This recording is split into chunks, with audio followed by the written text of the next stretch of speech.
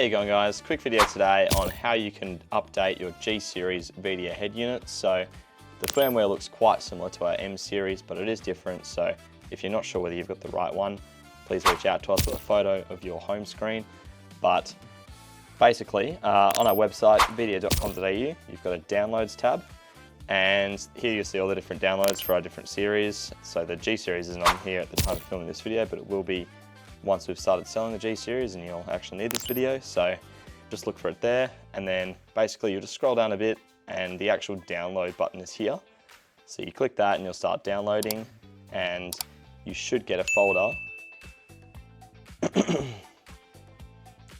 You should get a folder in your downloads that looks something like this. So it's a zip folder and it'll be about 3 gigabytes. So if I come to downloads, there it is. And then what you need to do is plug in a USB stick. So this is one that comes in our kit.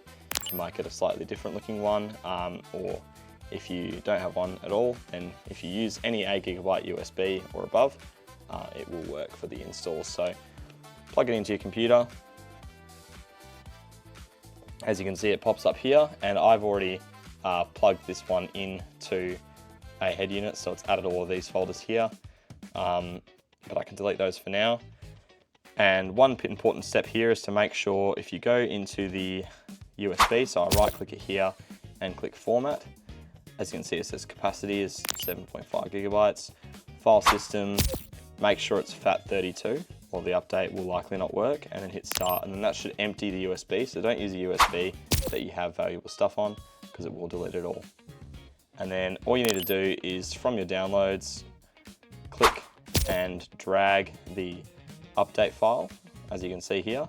So if I bring this to the side, let it scroll down and then drop it on there, it will upload. Wait for it to finish, make sure it's fully finished before you eject, and then you right click on it and click eject, and then we're ready to go over to the head unit. Alright, so just moved over to our test bench here with the G Series hooked up. As you can see, this is your home screen, this is what it looks like. And coming out the back, you will have, if you've plugged it in, an accessory cable with a USB port on it. So this is where we need to plug in our USB stick. You might have this going to one of our USB ports, depending on what car you have and whether it had the slots for that. But there we go. So I plugged it in and it says update file detected, and would I like to update it? So have clear all selected by default, and then just hit yes, and the update will commence. So now we just need to wait for it to go through and continue with the update. All right, so once the progress bar finishes, it should say update success, and then it will start to restart automatically. So it's doing that now, and we can see the Vhedia logo as it's booting up. There we go.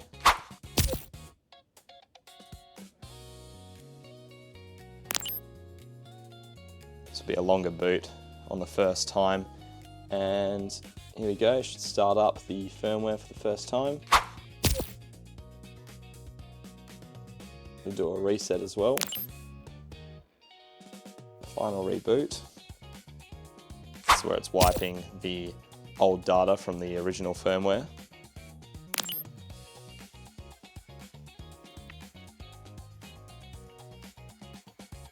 So this part happens if you have the clear data selected as well. So this is more of a troubleshooting case where you want to have it reset the firmware too, but you can uncheck that at the start. And here we go, so it's going to detect the update again because I left the USB in there, but we'll press no this time. Now, this is where it's pre-installing, it's installing all the pre-installed apps basically. So it's got 5 selected by default, I think, and it's installing them one by one right now. And then here is where you get the chance, if you go back to those settings, you have the chance to then download more of those apps. But there's obviously just the preset ones that go installed on the unit, so they will stay on no matter what. But then we have the opportunity, if we like, to install more of those applications.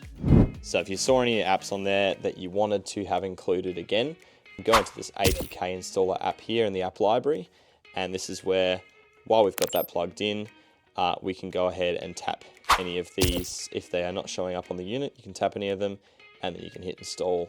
However, it does install pretty much all the basic stuff that you need. So it's really only if there's specific stuff on there that you want that isn't on there. All right, so that's the end of the update. So let us know if you have any other questions regarding doing this. If you're having any trouble with it, then let us know on our website. You can call us up, get on our live chat, or email us, and we'll be happy to help. Cheers.